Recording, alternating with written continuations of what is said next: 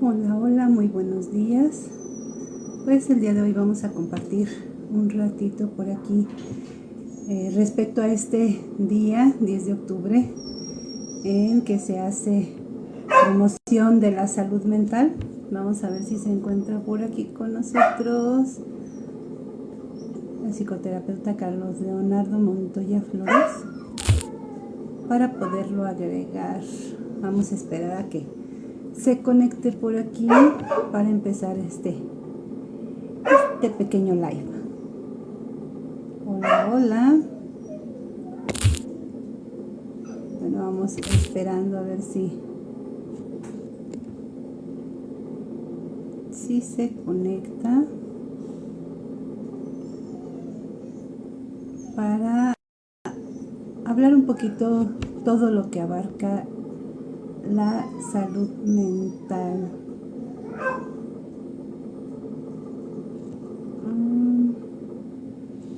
Vamos a esperar a que se agregue para hablar de la importancia. Bueno, lo hemos estado hablando a lo largo ya de un buen tiempo, todo lo que implica la salud mental, cuidar nuestra salud mental y normalizar el atenderla. Pero el día de hoy, pues específicamente por este día alusivo, queremos hablar un poquito más acerca de este tema. Creo que todavía no se conecta. Bueno, vamos a dar oportunidad y si no, pues finalizamos y volvemos a iniciar. Vamos viendo, vamos a ver. A ver si podemos.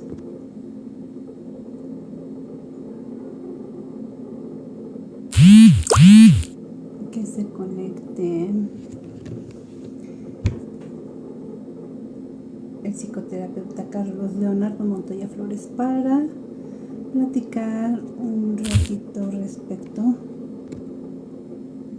a este tema de la salud mental. Bueno, nos dice que ya va. Bueno, a lo largo ya de un buen tiempo, un poco más de un año, ya veníamos en el Centro de Capacitación Integral y de Transformación a raíz de la pandemia hablando de todos estos temas, sobre todo de prevención en el consumo de sustancias, pero ahora pues hablamos de la salud mental en general. Y ya está aquí, esperemos que sí nos podamos conectar un ratito, hablar de este tema tan importante, de todo lo que abarca la salud mental. Hola, buenos días, ya está por aquí. ¿Me escuchan bien? ¿Todo perfecto? Sí, muy bien. Ahí está bien de distancia. Dígame porque yo me veo bien, pero no sé. ¿Cómo me veo? Bien, Ah, perfecto. bien. No, tú también estás en la distancia adecuada. Ok, ¿Y perfecto. cómo te sientes Bueno, hoy? pues ¿Cómo van tus cosas? muy bien, muy bien. Poquito cansados porque ser abuelita también, aparte de que se disfruta mucho, pero también es cansado. Si está por ahí, creo que creo que la conexión está un poco lenta. Vamos esperando a que se vuelva a conectar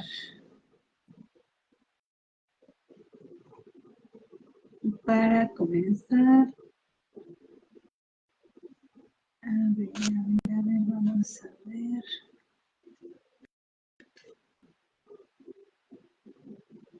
Vamos viendo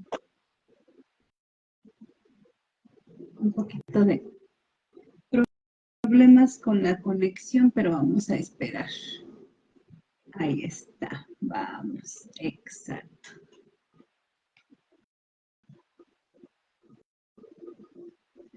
Ahí nos vamos añadiendo.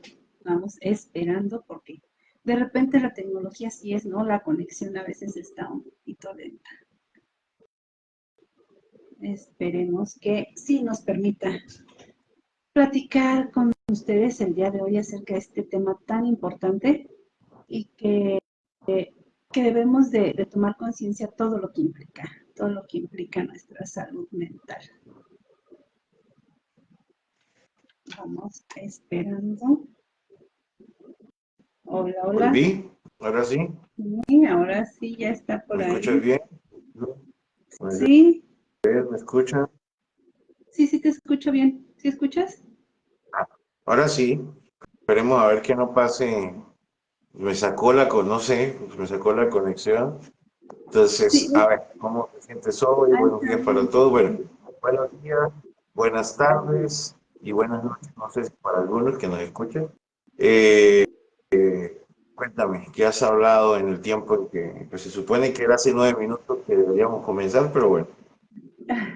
Bueno, estaba comentando de esta parte de estar conscientes o del el conocer, el visualizar todo lo que abarca la salud mental, todos los aspectos que debemos de tomar en cuenta y precisamente pues que hoy en bueno, comentaba que ya tenemos un tiempo atrás hablando de todos estos temas de salud mental, de estos temas preventivos, pero que específicamente hoy, haciendo alusión al Día Internacional de la Salud Mental, pues tenemos la intención de platicar un poquito acerca de todo lo que debemos tener en cuenta dentro de lo que es la salud mental. Y pues es la Sí, yo intención creo de que, reunirnos un ratito. sí, bueno, mira, para aquellos que no nos conocen, que no nos hayan visto antes, pues somos un equipo, bueno, somos una dupla de conversadores sobre salud mental. Tenemos varios espacios, casualmente hoy pues estamos haciendo este diálogo de mentes que es muy interesante que no se quede solo en mi canal, sino que lo vayamos moviendo porque dialogar, no importa en qué plataforma sea, lo importante es hacer este trabajo de divulgación y que yo creo que a veces se pervierte, se distorsiona lo que es la divulgación. Entonces yo siempre explico que bueno, en mi caso, nuestra función, hablo por ti también porque ya creo que estamos en la misma dirección, yo creo que en algunas veces hasta en el mismo barco de divulgación, es tratar de instaurar en el colectivo, en la comunidad, en las redes familiares, en todas las redes de apoyo, criterios y conceptos asociados a la salud mental sanos, eficaces y basados en evidencia científica. Ese es creo que ese debería ser nuestro lema en el que como divulgadores, pues tanto red de prevención del suicidio, red de apoyo profesional, que a la larga es lo mismo, que nace del Centro de Capacitación Integral, que nace del Centro de Capacitación Integral y de Transformación, y también de CENOCAN. Entonces, que al final diálogos de mentes es como un cuartito más de esa gran nave que estamos dirigiendo y que pues hace que sea más llevadero, ¿no? Porque siento que cuando hablamos de conversatorios, talleres, pues se hace mucho más formal, se hace como una estructura mucho más sólida, los profesionales que llegan allí pues vienen como con un rigor de querer expresar de una manera más profesional, pero muchas veces lo que hacemos a través de las disertaciones, de los diálogos, de las tertulias que hemos tenido, pues es Creo que tenemos un poquito de hacer una problemas de hilación de conexión. conceptos a través de una conversación. Entonces al final hacemos una construcción dialéctica bastante interesante, no de un concepto, sino de un montón de conceptos, porque hemos hablado de prevención y terminamos hablando de crianza, de sustancias, de suicidio, de muchas cosas, ¿no? Entonces creo que nuestro trabajo como divulgadores es eso, es hacer una conversación que a veces puede ser aburrida para aquellos que como que no están interesados en este concepto, pero que es eso, es instaurar en el colectivo, en la sociedad, en la red comunitaria que ahora seguimos bajo el concepto de Simón Tavera Romero, pues esos conceptos que van a servir o como red de protección, como una red de prevención, como una red de contención o como una red de abordaje, según sea la necesidad. pero esa red va a estar llena de conceptos eficaces, sanos y específicamente que tengan basamento en la neurociencia, en las evidencias científicas. Creo que para empezar, creo que lo que hoy se celebra el Día Internacional de la Salud Mental y creo que lo primero que hay que dejar en claro es que es salud mental, ¿no? Y la mayoría de la gente asocia salud mental con psiquiatra, salud mental con psicólogo, salud mental con algún modelo de abordaje terapéutico, pero salud mental no tiene nada que ver con esto. Exactamente. La mayor parte de las veces si hablamos de salud mental, hablamos de esa situación clínica, ¿no? Y aquí pues implica el día a día y la cotidianidad del individuo, del ser humano. Y fíjate que yo veo muchos posts donde se dejara como total responsabilidad al individuo la salud mental, que depende totalmente de mí el tener una buena salud mental. Y aquí, bueno, ya en los temas que hemos ido tratando, hemos ido dejando o hemos ido visualizando que sí es parte del individuo hacia, o sea, del estar bien yo hacia la sociedad, pero también de esa sociedad o de ese contexto, de ese entorno, también lo que puede influir hacia el individuo. Son esas dos vías, no es solamente o una responsabilidad total, sino que, como lo mencionabas y como mencionabas ahorita a Simón, es esa parte también de lo comunitario. Y Sí. todo lo que puede influir, ya habíamos estado comentando, ¿no? Desde lo que es la economía, la política, el medio ambiente, lo que considerar esta salud mental, pues como un derecho universal, no como, no como bueno, estaba analizando que muchas veces, como vemos la salud mental con esa atención clínica, ahora se está haciendo ver como que la salud mental es un acceso a las personas con privilegios y el tener salud mental pues es un derecho que tenemos todos. No, no, no es exclusivo, ¿no? Pues esa es la utopía, ¿no? La utopía es que todos tuvieran como derecho una garantía a tener salud mental, pero desafortunadamente, a ver, creo que la primera construcción que tenemos que dejar clara es que salud mental no es un tratamiento con especialistas de la salud mental, nada que ver. La salud mental tiene que ver con una construcción epistémica y fenomenológica. ¿Qué significa eso? Epistémica es que todos la tengamos arraigada como algo natural nuestro, cosa que no está pasando en la sociedad, menos en Latinoamérica. Voy a hablar de lo que conozco.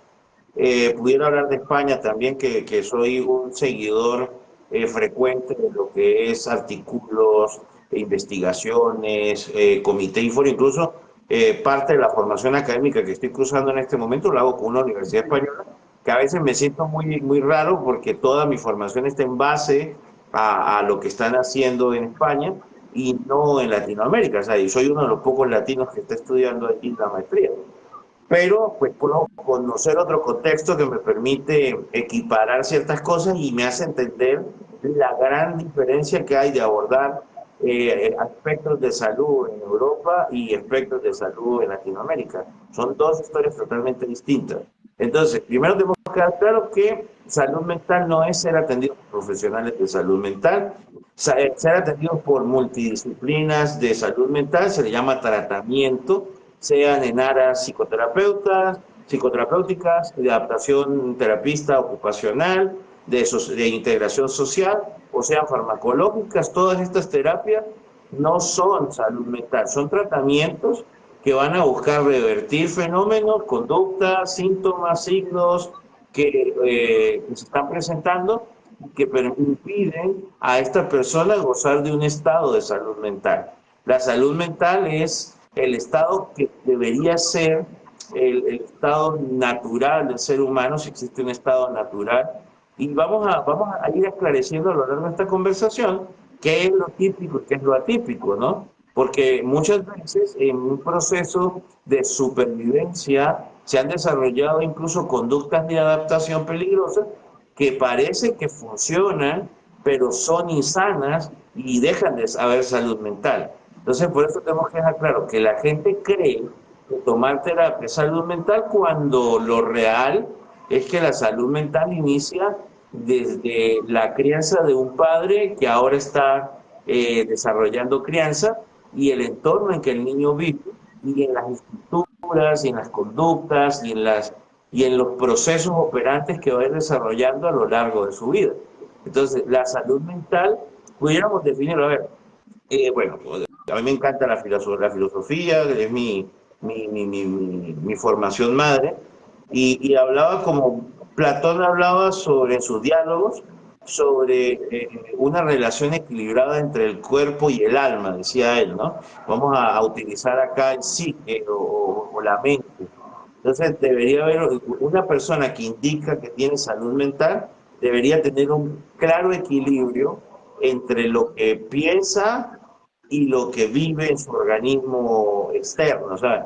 Y ahí entro yo en una relación más materialista, que hablo muchísimo de esto a lo largo de mi conferencia, y es que existen dos visiones del hombre, ¿no? Una intrapersonal y una interpersonal, y apoyándome un poco en lo que habla Platón en sus diálogos, pues debería haber un equilibrio entre lo que siento dentro de mí y lo que interactúa fuera de mí. ¿Vale? Entonces, eso es salud mental. O sea, imagínate esto tan complicado que, por supuesto, acabo de llevar un universo en expansión infinito a una falacia finita, porque acabo de cometer una falacia de reduccionismo. Pero casualmente es eso, ¿sí? O sea, es que haya una coherencia y una consonancia o una armonía entre lo que está fuera de mí y dentro de mí. Entonces voy a hacer una analogía aquí para dejarte un poquito que tú te expreses aquí.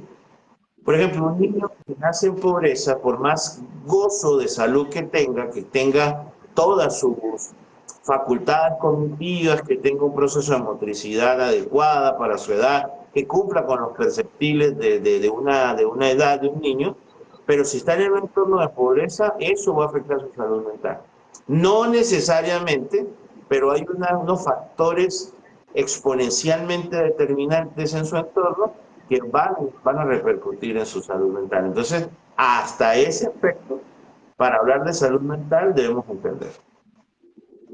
Sí, bueno, y menciona, es esta parte de que muchas veces alguna situación que se está viviendo se normaliza muchas situaciones que deben, que no debería de ser, o sea, como que te acostumbras a la situación, ¿no? Y el hecho de que mencionas ahorita de nacer, por ejemplo, en pobreza, pues es que no te va a, se dificulta el acceso a la salud, se dificulta el acceso a la educación. Por ejemplo, el hecho de que no tengas, y lo mencionábamos la vez pasada, que no tengas agua potable, que en tu colonia no haya alumbrado público, que no haya pavimentación, pareciera que no, pero todo eso afecta o es parte de nuestro bienestar y al tener bienestar vamos a estar mejor de esa salud mental. Por ejemplo, aquí en lo económico, el que un niño, producto a lo económico, no goce de la presencia de sus padres y que no goce de una presencia sana de sus padres, porque ahí hay otra simbiosis negativa operante. Un padre que sale por necesidad de trabajar, porque, a ver, igual voy pongo esta analogía a esta señora del Uber, que yo tanto hablo de que ella decía nosotros los de clase media, no, tener una casa y un carro no te hace tener clase media. La clase media está tipificada como alguien que tiene acciones de valor que genera por sí misma activos pasivos. Pero nosotros los que tenemos que trabajar para seguir viviendo, por supuesto, nos tenemos mejores horas pagadas, pero al final estamos intercambiando calidad de vida y tiempo de vida por dinero. Y si nosotros somos criadores, estamos haciendo un desarrollo de parentalidad, pues si estamos cansados, por ejemplo, no es igual un tipo como yo que puede pararse tarde, que por ejemplo si yo estuviera ahorita educando a una bebé, tuviera la oportunidad de pararme con ella, de poder hacer un proceso correcto, de llevarla a su escuela, poder seguir trabajando, porque con 4 horas de mi trabajo gano el doble de sueldo de cualquier persona aquí en mi país y me pasa. Y poder cubrir no solamente las necesidades económicas, sino también estar y estar relajado porque dormí bien, porque comí bien, porque tengo lo suficiente económico para cubrir las necesidades y regresar a compartir con el niño, con la niña, eso es salud mental. Pero fíjate aquí todo lo que implicaría. Por ejemplo, si está en unas condiciones en donde papá y mamá tienen que salir a trabajar y por eso no pueden estar presentes. Pero entonces ahí, ¿cuál es la propuesta o cuáles son las alternativas para que esta situación mejore?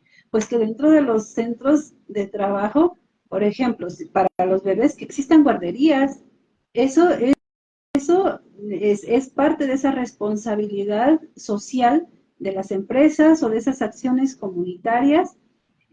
Las escuelas, por ejemplo, hay escuelas de tiempo completo que vienen a ayudar aquí en México muchísimo a la situación de las mamás que están trabajando porque ellas tienen oportunidad de que estén en un lugar adecuado, que puedan tener una alimentación adecuada y que yo sé que a la hora que termina mi jornada laboral, cuando estamos hablando de jornadas laborales de 8 horas, porque muchas de las empresas manejan unas jornadas muy extenuantes.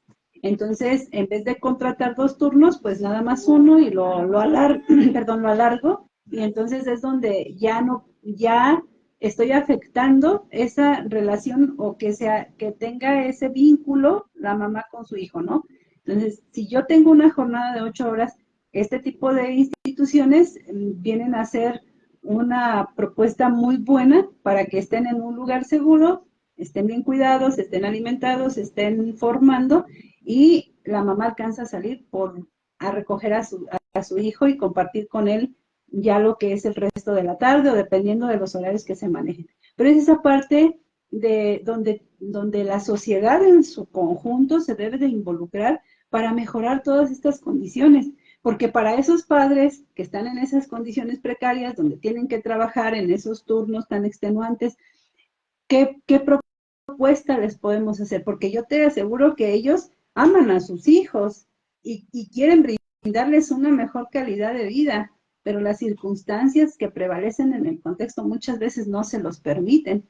Y es donde decíamos, ¿no? A los padres cuando se acercan a buscar esta ayuda, lo primero que necesitan es comprensión y después poderles dar alguna pauta o alguna alternativa de algo que pudieran hacer, pero es lo que les compete a ellos, pero lo que compete a todo lo que es el entorno social también es muy importante, también cuenta mucho, porque de qué otra manera ellos pueden tener esas alternativas para poder tener esa presencia desde la crianza, como esta prevención de la que hablamos en varios aspectos, ¿no? Dentro de la formación de nuestros niños. Mira, hay una cosa que primero tengo que dejar claro. Mucho de lo que vamos a hablar acá es una crítica a lo que está sucediendo, no una crítica a los padres que están tratando de hacerlo lo mejor que puede. Desafortunadamente, yo por ejemplo tuve un taller hace no mucho que desarrollé aquí a través de maneras privadas, ¿no? De crianza cara, que es esta crianza consciente, asertiva, respetuosa y afectiva. Y hablaba muchísimo sobre lo difícil que es para ellos como padres. Hice un censo en hice como una serie de talleres, hubo 4 talleres, durante un tiempo se logró vender como 120 entradas, entonces se dividió en 45 cada conferencia, cada taller, que era el mismo taller, y en ese taller aproveché de hacer una investigación, una experimentación a través de un sondeo de una encuesta y les preguntaba primero a qué se dedicaban. Resulta que del 100% de los que fueron, el 98 eran empleados que dependían únicamente de cuánto ganaban para poder vivir y adicional no hay una garantía de que, por ejemplo, ellos no tienen una garantía que a 20 años podían estar teniendo este mismo trabajo, incluso muchos no tienen ni la garantía de que en el siguiente año pudieran estar haciendo este mismo trabajo. Ahora, tampoco tenían las maneras para estar más presentes con los niños y tampoco podían cambiar significativamente las estructuras donde estaban ejerciendo la crianza. Por ejemplo, muchos eran personas que estaban arrendadas, muchas personas estaban trabajando con su vehículo y debían su vehículo con deudas bastante altas. Entonces, ¿cuál fue la única cosa que les dije yo? Y va a sonar muy terrible, y es que muchos de estos señores que ahora y señoras que están haciendo la crianza responsable no van a vivir una buena crianza en este momento, ¿sabes? Ellos no, ellos lo que tienen que esforzarse es para poder ayudar a sus hijos a desarrollar una serie de habilidades para que ellos sí puedan desarrollar una crianza correcta o mucho más asertiva, ¿no? Porque casualmente los grandes cambios están en manos de la política pública.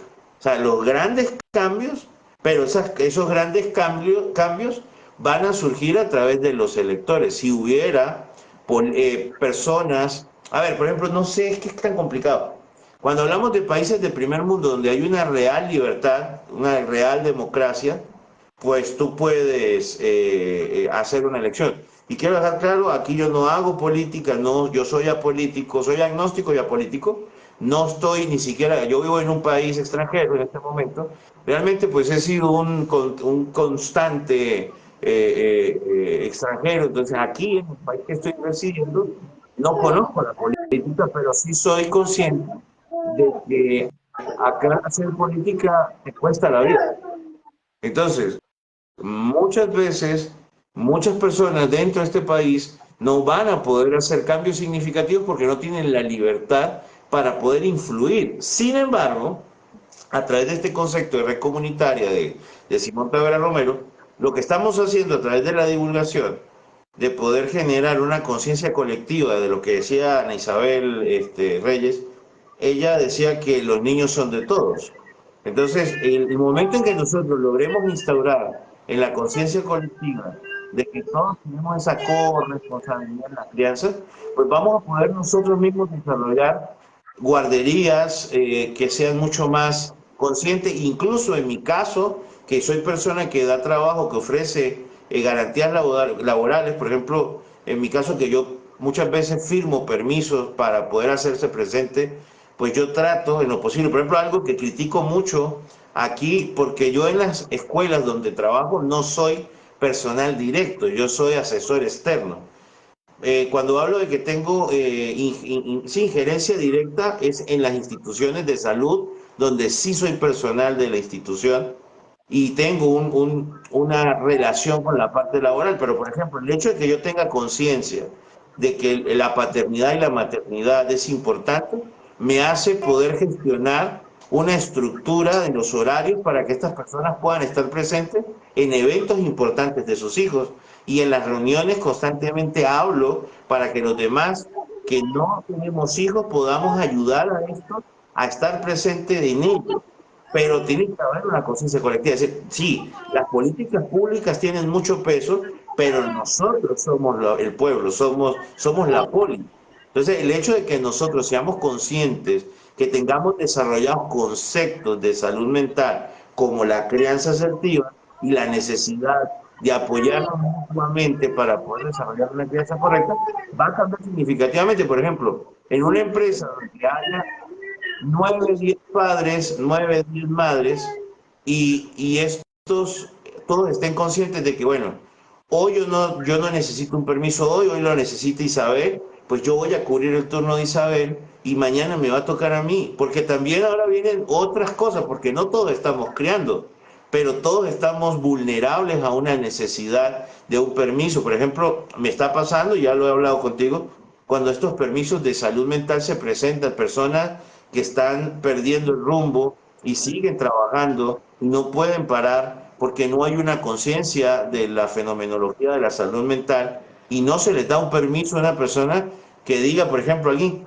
no existe la conciencia colectiva de decirte, oye, tú eres mi jefa, Isabel, discúlpame, no sé qué tengo, no me consigo, no sé si estoy haciendo lo correcto. ¿Será que me puedes dar 3, 4 días de vacaciones o dame una ausencia no remunerada o remunerada para yo poder resolver mis situaciones personales? Porque estoy peleando con mi esposa, porque mi esposo está enfermo. Hay tantas cosas que puede, pero todo eso entra dentro de la salud mental y a veces queremos darlo toda la política pública. Sí, la política pública establece los estatutos, pero eso no significa que se cumplan, uno, y segundo, eso no se transforma en conciencia colectiva. Sí, es que es toda una relación de situaciones, ¿no? De los contextos, donde no o sea, una parte le corresponde al Estado con estas políticas públicas, de otra parte le corresponde pues, a las empresas también, a lo que es lo personal, lo que es lo familiar, estas redes familiares, donde también deben de estar esos vínculos fortalecidos para que también exista ese apoyo mutuo, ¿no? Dentro de lo que es este contexto social que en primer lugar es la familia. Y son muchas situaciones las que implica. Por eso el hecho de hablar de salud mental, pues es de todo lo que directa e indirectamente nos puede afectar. Y en el generar esta conciencia colectiva, pues va a venir a ayudar bastante porque es esa sensibilización ante lo que está pasando con el otro. Mira, por ejemplo, en las empresas, lejos de tener esta situación de decir, bueno, sí, lo veo que está mal, pero está desempeñando bien su trabajo, pero necesita esta atención o que vaya esta atención médica.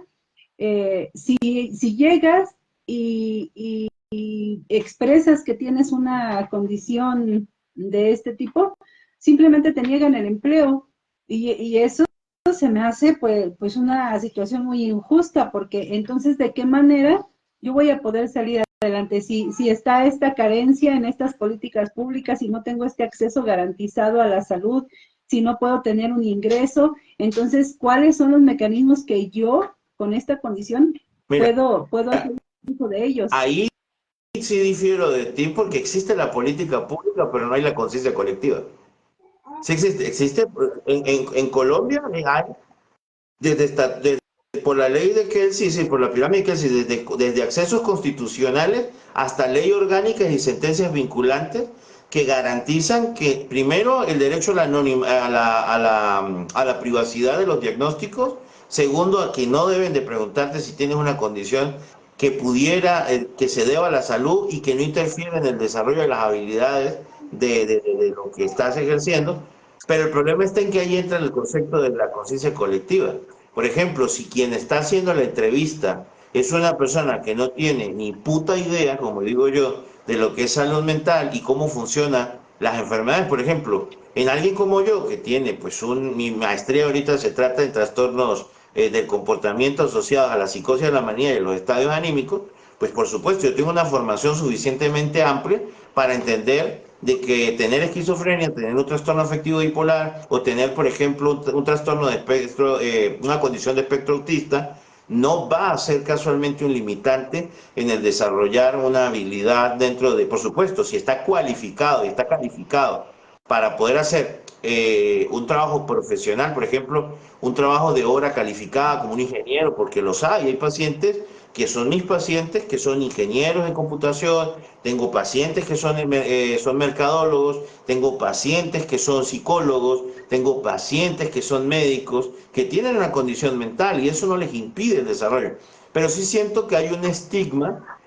Por ejemplo, es muy distinto cuando el médico tiene una condición mental a cuando el obrero tiene una condición mental. Desafortunadamente, nuestro clasismo, y a ver, y voy a caer hasta en un clasismo peor, porque si en la mano calificada de un médico no podemos soportar y tolerar que tenga una condición mental, en el obrero su trabajo no va a ser es que igual es de responsabilidad, pero la función del médico necesita una mayor especificidad y un manejo cognitivo distinto y lo toleramos. Ahora, una persona, por ejemplo, un empacador o una persona que limpia, una persona, porque muchas de estas personas que están en el último escalafón de los servicios laborales son las que más sufren en acceder a los puestos de trabajo, porque es ahí donde ponemos más trabas, porque tenemos clasismo, porque somos discriminadores y también usamos nuestra ignorancia para impedir a una persona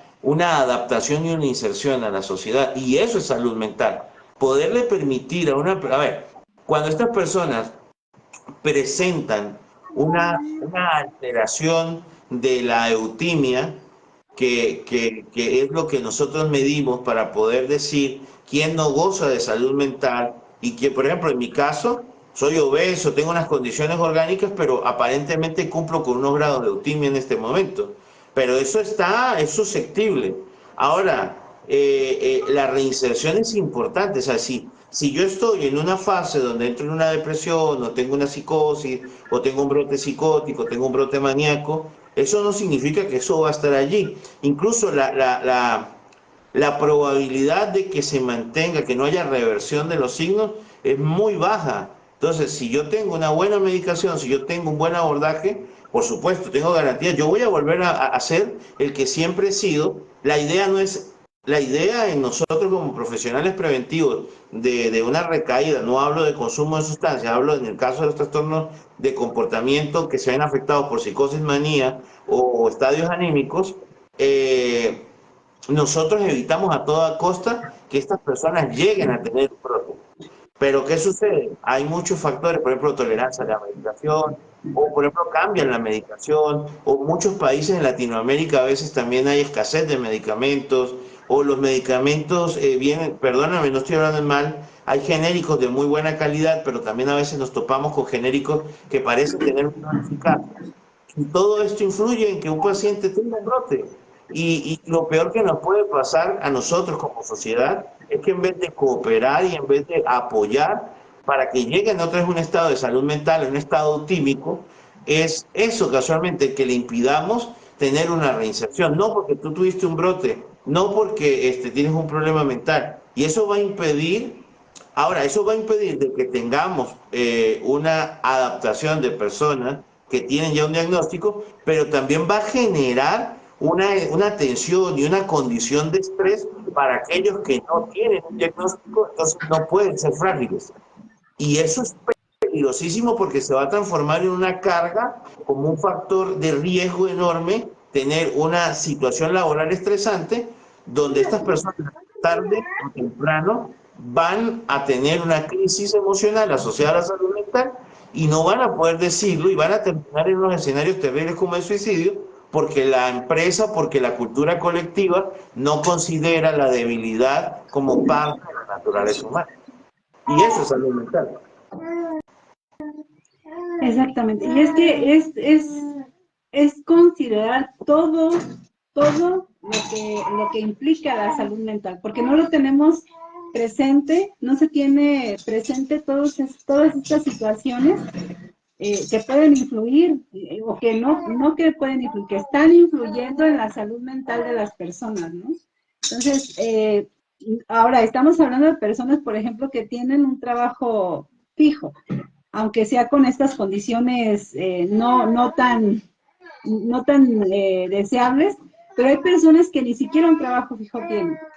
¿Por qué? Porque por su grado académico, por diferentes circunstancias, no tienen acceso a un trabajo fijo y que están haciendo algunas otras actividades y que eso lo complica aún más. Eso complica aún más la situación económica que tienen, la situación de educación que tienen, el no tener acceso a los servicios de salud. Todo esto pues viene a complicar mucho más esa situación. Y esa es parte de estas acciones comunitarias o de esta responsabilidad social que nos compete a todos y que se debe, mira, cuando decía de las políticas públicas me refiero, por ejemplo, las personas que tienen un trabajo fijo, que tienen seguridad social, de todos modos, dentro de lo que de lo que es la acción del gobierno, no está garantizado, por ejemplo, aquí en México no está garantizado el suministro de medicamentos. Tú vas a que te atiendan, sí, te dan tu receta, perfecto. Llegas a surtirla, no hay medicamento. No hay medicamentos. Entonces, si tú tienes la posibilidad de adquirirlos por tu cuenta, los vas a tener y si no, pues vas a tener que esperar a veces hasta más de un mes a que llegue el medicamento que tú necesitas. Entonces, esa es la parte de responsabilidad a lo que me refiero de lo que debe de garantizar el Estado, ¿no? Pero En esta atención. está. Lo que no hay es una conciencia, por ejemplo, Foucault, Michael Foucault o Michel Foucault, hablaba sobre la importancia. A ver, él tenía una percepción de salud mental. Imagínate lo que Foucault tenía en su cabeza. Foucault, podríamos decir que tenía unas tendencias materialistas como yo, solo que yo, él era un poco más flexible en ciertas cosas. Pero Foucault decía algo como que la salud mental implica cómo la sociedad define las relaciones de poder. Y tú dirás, ¿y qué tiene que ver esto con lo que acabo de decir? Por ejemplo, las políticas públicas que tú hablas, que en México existen, que en Colombia existen, que en Venezuela existieron, porque existen, pero eso es una relación atípica política, lo que sucede en Venezuela. Pero, por ejemplo, muchas veces no es el Estado el que no brinda ni la jurisdicción ni la ley, sino son los que componemos el organismo de salud. Por ejemplo, en el caso de lo que decía Foucault era, estas personas que son el secretario de salud, el ministro de salud, el director de cada entidad y cada uno de los que forma parte de la red de corrupción, eso al final termina siendo un problema de salud.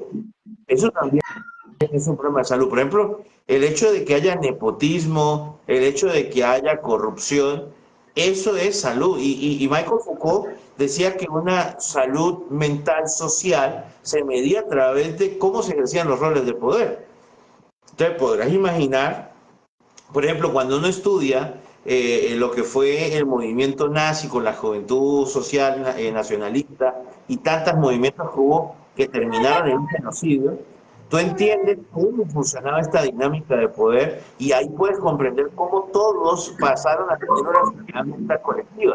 Ahora, no estoy hablando de que cada uno tenía un diagnóstico, sino que en el colectivo se instauró un modelo de pensamiento que terminó afectando la realidad de todos. Y eso es salud mental.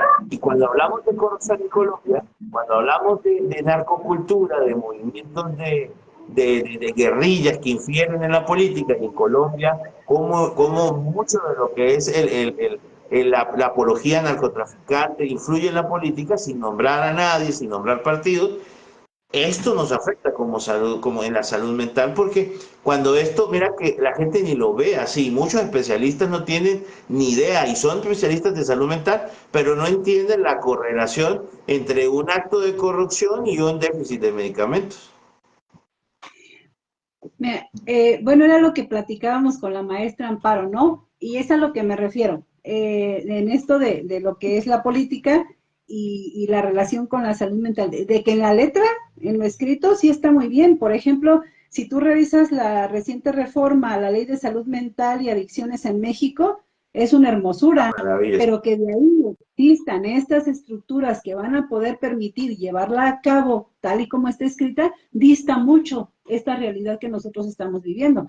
Porque en el curso que hubo, donde la dieron a conocer y que vinieron personas de muchísimas partes del mundo a decir que era una maravilla, o sea, sí, yo estuve en ese curso y en lo escrito, en la propuesta, está muy bien, pero de ahí tiene que llegar a estas estructuras donde se va a dar esa atención, donde se pretende, de qué manera se pretende hacerlo, y es donde falla, es donde no hay las condiciones para llevarlo a cabo, a lo mejor en un tiempo muy lejos, si se sigue en ese tenor de quererlo hacer de esa manera, se va a poder lograr, pero por el momento no hay cómo pueda empezar a tener ese impacto positivo en las personas.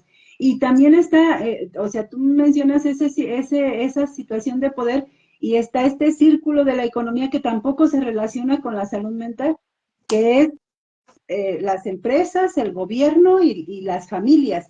Este círculo, como funciona la economía, tampoco se tiene en cuenta para ese impacto en la salud mental. O sea, no se tiene en cuenta que esa parte tiene relación. Mira, bueno, yo no sé tanto de economía, tengo un amigo que forma parte de Sendocan, que se encarga de la parte de educación financiera. Él no es, nunca lo he podido traer a CCT porque es terrible para hablar, no le gusta dar talleres, es un tremendo docente, pero le cuesta mucho el público, estamos ahí trabajando poco a poco, espero en un tiempo ayudarlo, se llama Juan David Vargas Elejalde, él es mercadólogo y él me explica muchas cosas de cómo se comporta el fenómeno de la economía y cómo incluso las emociones, cómo la parte psicológica es tan importante en esa influencia. Pero, por ejemplo, y algo que a través de la filosofía, como soy materialista dialéctico, me gusta leer, y es que el gobierno no hace empresa. Sí, eso es lo que a veces la gente no ha entendido. El gobierno no hace empresa. El gobierno es un ente, el ejecutivo, que rige y normaliza el funcionamiento para que no haya monopolios, que eso es una mentira, porque estamos viviendo la época donde hay más grandes monopolios en el mundo, solo que a través de unos atajos legales, porque se utilizan números de registros distintos, pero al final es un monopolio con una monoproducción.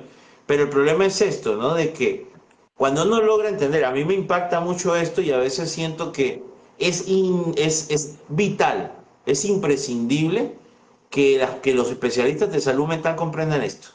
Nosotros anualmente producimos alimentos suficientes para 13,14 mil millones de personas y somos casi 8 mil millones de personas. Es decir, que casi doblamos, es decir, se produce un 70% más, pero tenemos 4 mil millones de personas muriendo de hambre y que mueren minuto a minuto, una por condiciones famélicas, por inanición. Entonces, el problema de nosotros no tiene que ver con políticas públicas, no tiene que ver con una falta de recursos, sino tiene que ver con una conciencia colectiva donde podamos distribuir los recursos. Por ejemplo, a mí me pasa, yo soy alguien que producto de la misma mentalidad de escasez, las mismas indefensiones aprendidas, yo soy alguien que no puede pasar sin mercar semanalmente. Yo tengo que ir ir al mercado, a la despensa, eh, semanalmente. O sea, yo compro verduras, cada 15 días compro lo que son productos, que si carnes, que si arroz, que pasta, pero constantemente yo no soy alguien que va constantemente a la tiendita de la esquina a comprar. O sea, yo tengo un orden en este aspecto financiero, pero a veces surge como el antojo de comerte algo que no está en casa y toca ir a la tiendita y en estos días fui y yo iba, me da pena decirlo, pero quiero que entiendan el contexto. No estoy diciendo que lo que hice fue saludable, pero yo iba a comprarme una Coca-Cola grandísima y comprar eran cosas de chuches, no sé cómo le dicen en Estados Unidos, en México. ¿Sabías Ah, cómo chucherías, llamarlo? exactamente. Que si un dorito, yo estaba compartiendo con mi sobrina y no sé qué. Y yo, mira, te digo que en dólares gastaría unos $15 en estas cosas. Y había una señora con 25 céntimos de dólar comprando un pedacito de salchicha y un huevito. Entonces, y vivimos en el mismo urbanismo. Entonces yo digo, qué distintas son las condiciones en las que vivimos y qué estúpido es pretender de que a todos nos funciona lo mismo y es casualmente esta analogía para la salud mental. No es igual hablarle a una persona como yo, con mis capacidades, con mi acción,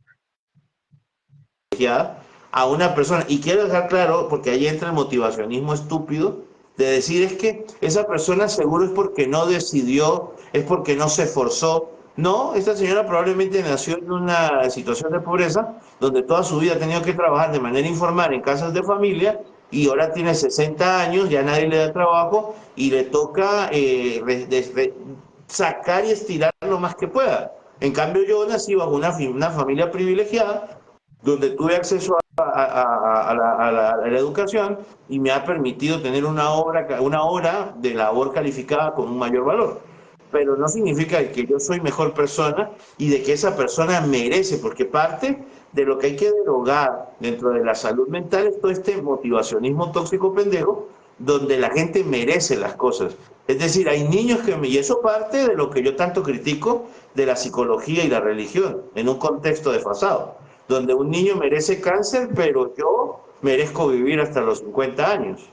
Entonces, ahí no podemos tener este discurso simplista, tenemos que entender de que hay una aleatoriedad en las cosas que nos suceden y que no es una cuestión de merecer o no, y que las condiciones materiales, en su mayoría, el 99% de las personas, no van a poder vencerlo, y que nuestro trabajo es instaurar en el colectivo conciencias para podernos ayudar unos con otros, para poder sortear, poder vencer el sistema, ¿no? Poder desafiar poco a poco el status quo.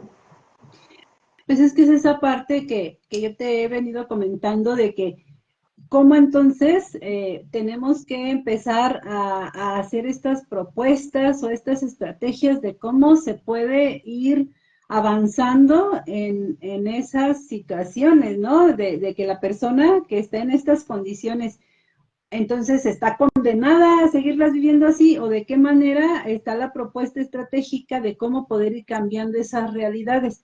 Y en esa situación debemos de tomar en cuenta todos los factores o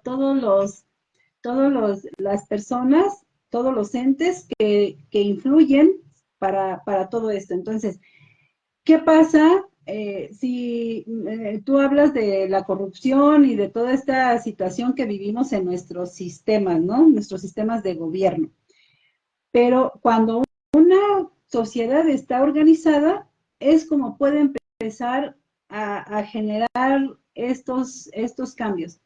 Cuando a mí me importa que el otro también esté bien, porque hemos llegado a un individualismo muy grande, un egoísmo muy grande, de que solo me preocupo por mí, punto final. A mí no me importa lo que esté pasando el otro, yo tengo mi situación de salud asegurada, mi educación asegurada, mi situación económica asegurada, por mí no hay ningún problema. Cuando estamos con este egoísmo, claro que lo que pase dentro del contexto social, aunque yo crea tener todo eso asegurado para mí, también me va a afectar. Lo que le esté afectando al otro también me va a afectar. Si hay inseguridad, si hay delincuencia, si hay estas situaciones de violencia, también me van a afectar. Entonces, esa parte de que todos estamos involucrados y que todos hagamos nuestra parte y estas acciones comunitarias son en las que debemos involucrarnos y esta sociedad organizada es la que va a permitir que se vayan mejorando las condiciones en cuanto a la calidad de vida. Esa parte es donde hemos venido diciendo, ¿no? Que la prevención o que el cuidado de la salud mental, toda la promoción nos compete a todos. Lo hablábamos ahora que hablábamos de prevención de suicidio, entonces empezar a generar esa conciencia de que tenemos que empezar con estas acciones para que esas condiciones vayan cambiando.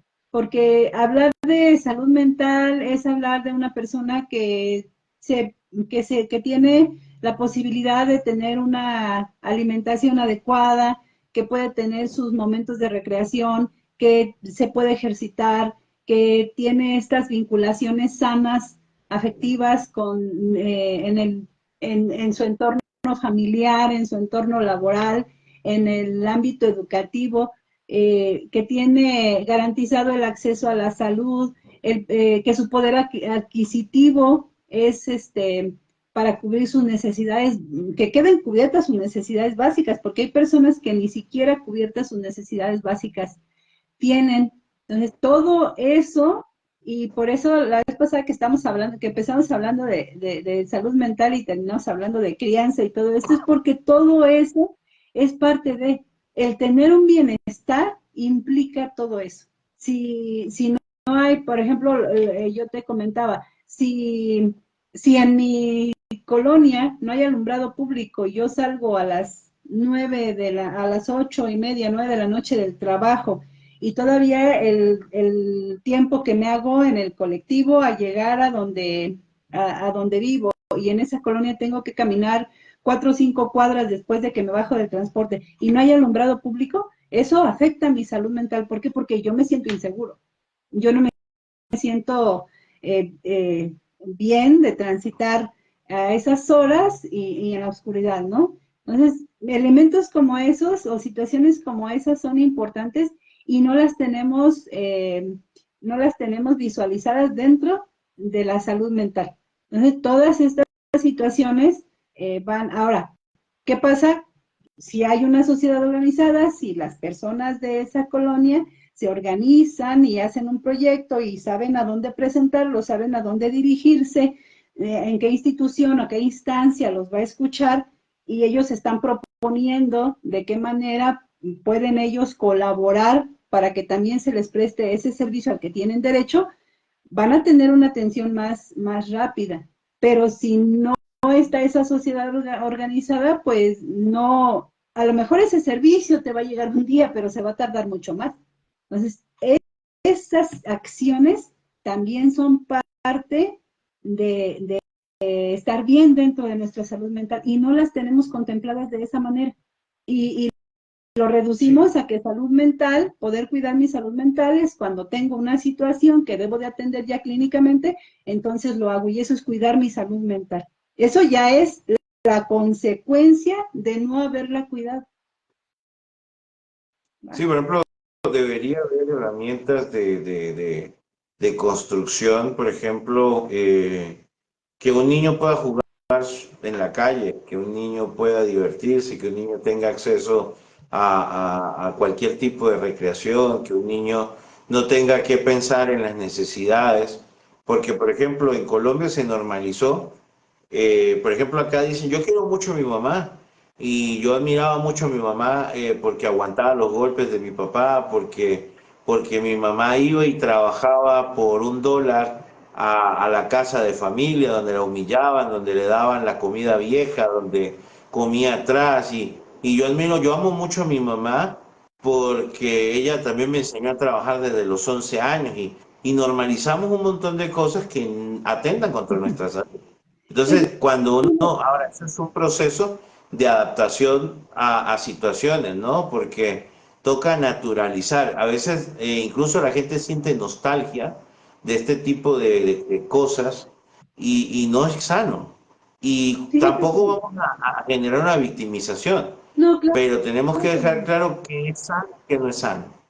Fíjate que hace poquito, no sé si checaste por ahí en el grupo de prevención y capacitación versus adicción, subí algo que escribí acerca de la importancia de la figura del trabajador social dentro Claro, de, dentro de del personal o de los profesionales que deben estar colaborando en comunidad terapéutica. Lo relacioné con lo que es comunidad terapéutica, pero entra en todos los contextos. Y esa parte de la etnografía, que implica el tener en cuenta toda esa parte cultural y social de la persona para poder dar estos encuadres y para poder plantear estrategias, soluciones, acciones para que las circunstancias de una sociedad vayan cambiando, ¿no? En este caso, pues era enfocado a lo que era el tratamiento de la comunidad terapéutica y de dónde proviene el individuo, de qué contexto social, de qué cultura, de qué formación, porque todo eso se tiene que tomar en cuenta. Y hasta hoy en día no es muy tomado en cuenta y la figura del trabajador social se minimiza mucho, se reduce a un campo de acción muy pequeño se redujo y es una la figura, calidad. y es una persona, sí, y es un profesional. Esta disciplina es muy importante dentro de lo que es el aspecto de la salud mental y que ya Ahora, vimos la qué pregunta amplio aquí es. sería, ¿o es que están mal formados muchos de los profesionales que trabajan como trabajadores sociales? ¿O es que como sociedad hemos llevado a un rincón a esta profesión? Es que ahí la Yo pregunta es una sí, pregunta dicotómica, ¿no? sí, porque, o sea, tú ves, o sea, como que ser trabajador social es pues ya ni modo, así, ¿no? A Como mí, que, no, pues, a mí que ser un trabajador social, y perdóname, y saben lo que, a los que con los que he compartido les he cacheteado para que entiendan su función, porque esa es mi manera de hacerlo, pero a mí en Colombia y en Venezuela y en Cuba, que les tengo esos tres escenarios, para mí un trabajador social es un mongólico con una hoja y una tabla preguntando de puerta en puerta pendejadas, cuando realmente la formación es generar una investigación. Por ejemplo, tenemos a Simón Tavera, que es un trabajador social, porque es sociólogo, pero su trabajo ha sido ser inmersivo en las comunidades terapéuticas, establecer redes de apoyo, generar protocolos, porque casualmente para mí ha sido un cambio antes y después de la concepción de la instauración colectiva, la instauración de conceptos comunitarios, tanto para prevención, contención y abordaje. Entonces, cuando alguien entiende la función del trabajador social, y va a ser una cosa maravillosa, o sea, incluso el puente entre la comunidad organizada, que es capaz, a ver, mira, el puente entre la ignorancia y el conocimiento, al conocimiento para generar una comunidad organizada, el trabajador social. El puente entre la comunidad organizada y la jurisdicción que le va a garantizar derechos, el trabajador social. El puente entre los privilegios que se ofrecen a través del Estado, como las partidas públicas, está el trabajador social. Pero casualmente hemos reducido, no sé, si por falta de formación o porque nosotros hemos sido muy ególatras de desplazarlos a ese escenario. Fíjate que son las dos cosas. O sea, aquí las situaciones que se han dado, las dos situaciones, y que se les ha puesto ahí en un rincón, ¿no? De hecho, cuando vas a una institución para atención médica, aquí en México, por ejemplo, está uno de los grandes hospitales reconocidos, es el de nutrición en la Ciudad de México, donde si no tiene, o de cancerología, donde si no tienes el recurso, pues vas a con el trabajador social y su labor nada más es hacerte una encuesta para ver tus condiciones económicas y decidir si tienes acceso a la atención o no. Y ya. O sea, está súper reducido y efectiva, te digo que está por allá en un rincón olvidado porque cuando tú lo buscas está en la peor oficina que hay del hospital, ¿no? Donde tú dices, ha de ser como donde tienen las escobas y los trapeadores. Entonces, es las dos situaciones, eso es lo grave. Y justo en una de estas clases de este excelente diplomado que se está dictando con el maestro Simón Tavera, Valga y la que estuvo de invitado, ay, es que no sé pronunciar muy bien, pero no sé si es Vicenzo o Vicenzo es, Castelli de Italia. ¿Cómo debe era? ser Vicenzo, ¿no? Vicenzo. Sí, es Vicenzo Castelli, que estuvo con nosotros. Él estaba hablando de las redes, pero ya para aterrizarlo en lo que es una red social o una red dentro de comunidad terapéutica, él empezaba con el concepto de lo que son las redes, ¿no? Y hablaba, por ejemplo, de las redes en sistemas y todo esto, y hablaba del concepto de la interfaz, y yo me remonté a mis estudios de ingeniería industrial, donde decía, o sea, todo eso aplicado en lo que es comunidad terapéutica es fascinante, ¿no? O sea, lo que es del funcionamiento efectivo de las redes, tomando en cuenta todos los actores dentro de ellas y poder hacer esa mejora de procesos continua viene a dar unos resultados impresionantes. Y dentro de esas redes, yo lo empecé a visualizar. Cuando estaba ahí en la clase fue que empecé con esta figura del trabajador social, que es el que viene, como tú lo acabas de mencionar, a generar esos puentes y hacer uso de esos mecanismos que se tienen para poder lograr estos objetivos.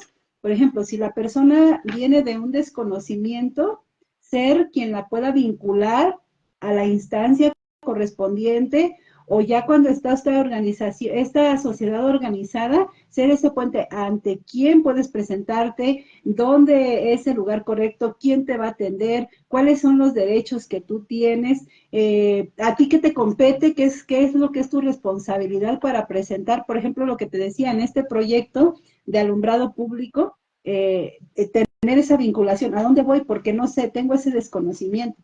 Entonces, esa figura del trabajador social que, que analiza o sea, que hace como ese, vamos a decir, como ese diagnóstico de ese entorno social, qué es lo que ahí se puede implementar. cómo se puede trabajar con la comunidad, porque a la comunidad no puedes llegar a imponerle. En la comunidad debe de haber un diagnóstico de cómo se encuentra la comunidad, ver qué elementos tiene y que puedes tú tomar a favor, ver en qué otras cosas no las tiene y que se pueden implementar, pero se tiene que tener mucho en cuenta, por eso esta importancia del trabajador social, de analizar las condiciones sociales, cultura, todo lo que implica ese entorno social, para que entonces lo que tú quieras instaurar ahí funcione.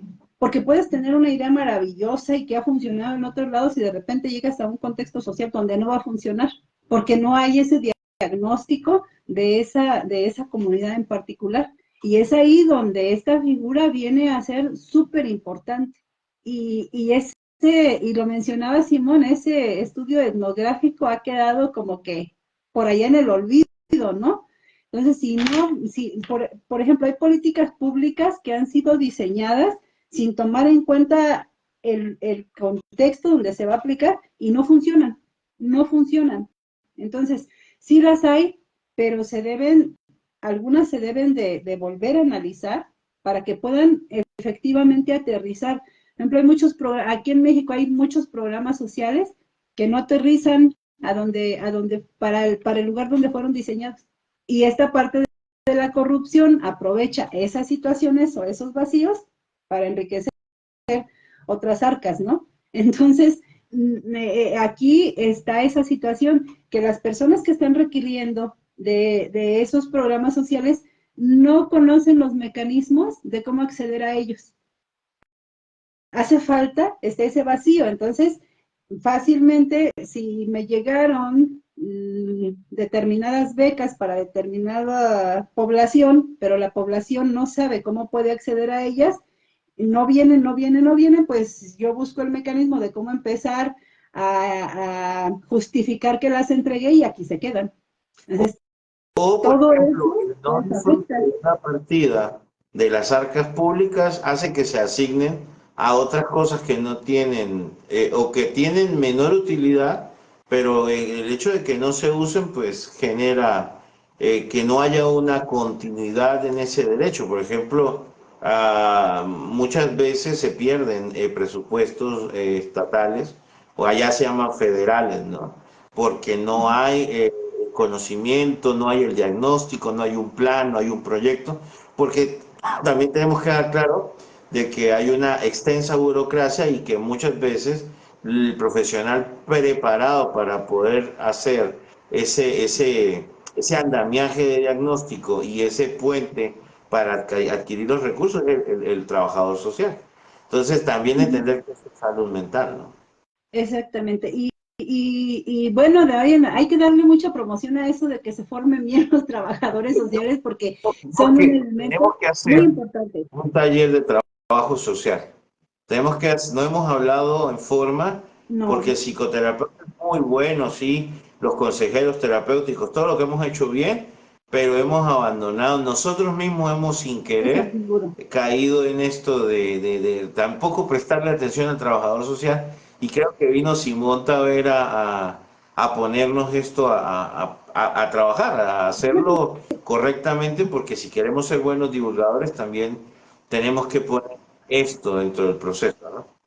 Fíjate que hubo un primer momento Aló. antes de con Simón, que ya con Simón vino a hacerme, con Vicenzo vino a hacerme aterrizar, hacer el clic de decir aquí hace falta esto, porque me invitaron hace unos meses a dar una charla a un grupo de personas en Bolivia que se estaban formando como trabajadores sociales y querían una charla referente a la relación que pudiera tener el trabajador social con el ámbito de las adicciones, porque como que no lo tenían, Conciben.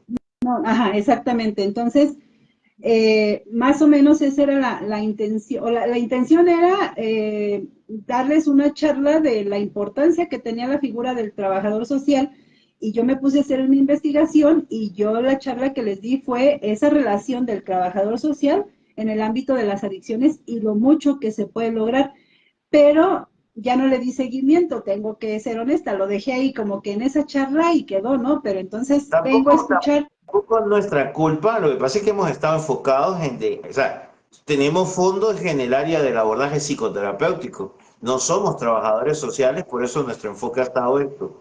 Pero creo que no podemos crecer, si queremos hacer la red comunitaria, no podemos crecer sin trabajador social. Sí, Necesitamos trabajadores exactamente. sociales. Entonces, yo había visualizado la importancia del trabajador social dentro del ámbito de las adicciones, ya había visto más o menos el contexto a lo que se refería esa labor del trabajador social, pero ahí la dejé. Pero vengo y escucho todo el concepto de redes y me regreso a la importancia del trabajador social dentro de ese ámbito y pues aquí es esencial No ese trabajo. existe Y mira, ¿sabes? red de prevención, no existe red de apoyo profesional, o sea, no existe nada de lo que hacemos nosotros sin, sin trabajador social. Porque casualmente Y yo soy quien diagnostica al paciente, ellos son quienes diagnostican la comunidad. Ahora yo podría exactamente, jugar a hacer ese diagnóstico, pero no soy el personal ideal. exactamente. No, y aquí se trata mira, hay dos cosas importantes. Una, que hemos ido, con las personas que hemos ido conociendo y en este análisis que hemos tenido continuamente, donde lo importante es tener esta mente abierta, esta visión más amplia, de no cerrarnos a una sola cosa. Eso ha sido maravilloso y lo agradezco profundamente, porque es lo que ha permitido ir teniendo en cuenta estas otras figuras que pueden ir entrando, que pueden ir complementando, que pueden ir formando esta estructura para lograr, para que esos objetivos sean más alcanzables, ¿no? Eso es muy, muy importante y el ir teniendo en cuenta el, cómo ir relacionando esas diferentes disciplinas dentro de lo que es la salud mental, de cómo hacen falta, cuál es su papel, eh, qué es lo que puede aportar.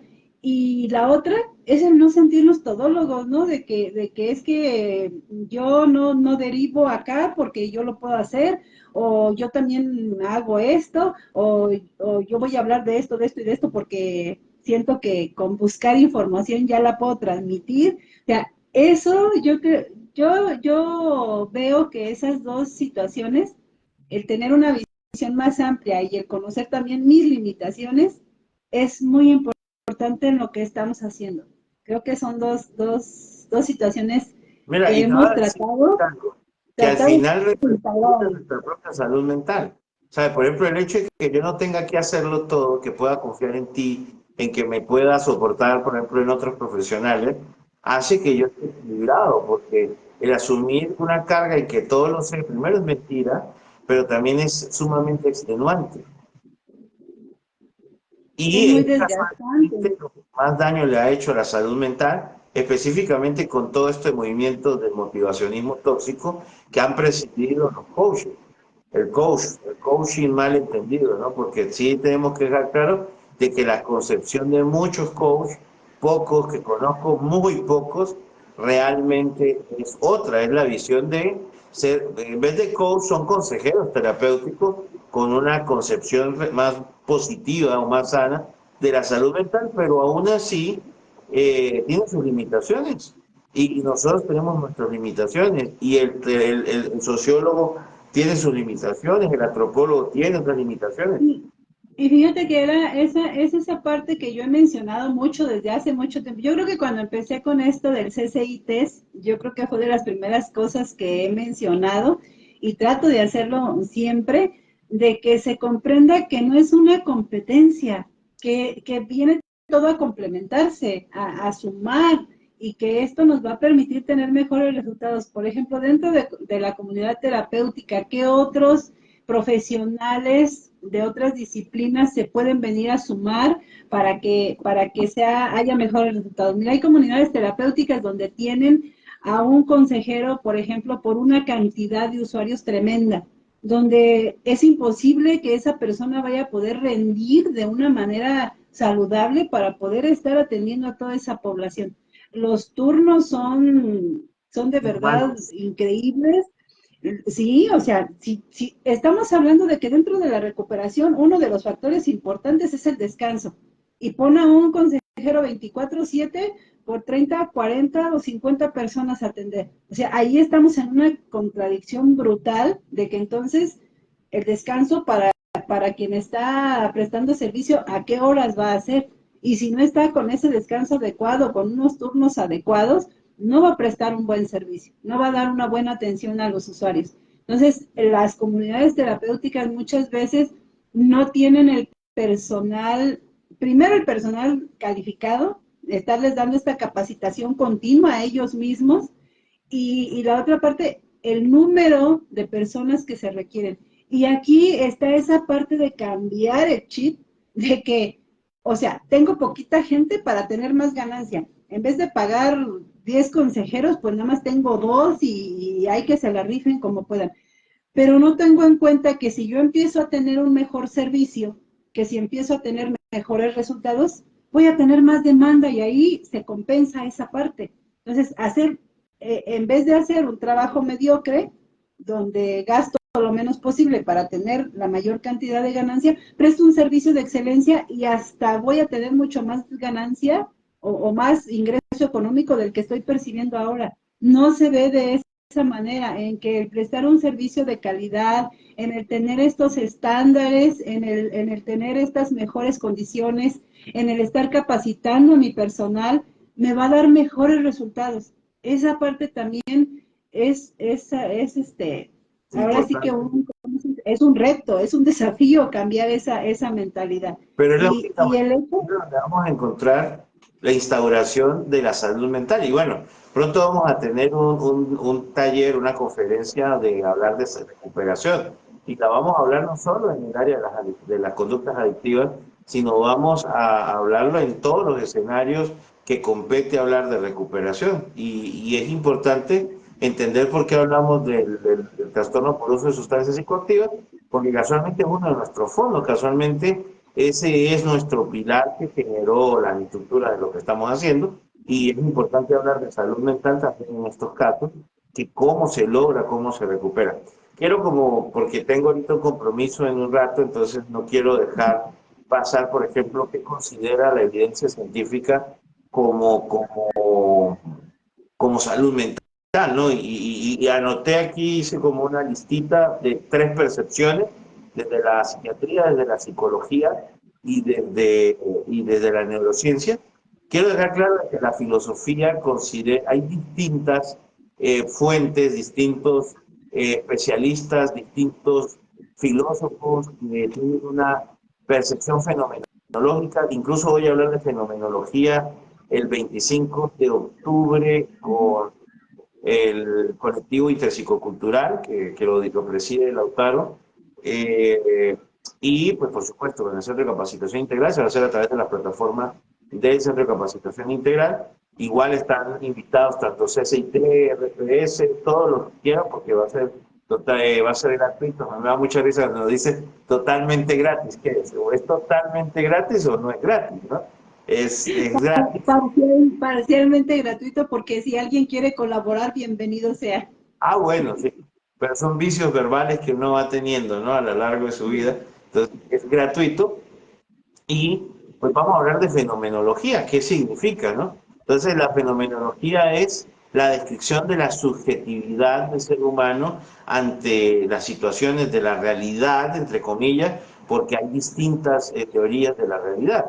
Entonces, en el caso de la fenomenología dice que es un encuentro adecuado dentro de lo que la dinámica del pensamiento interno del hombre es coherente con la dinámica extracorpórea, es decir, que lo que él piensa y siente de su realidad, su entorno de realidad, se comporta igual a lo que percibe.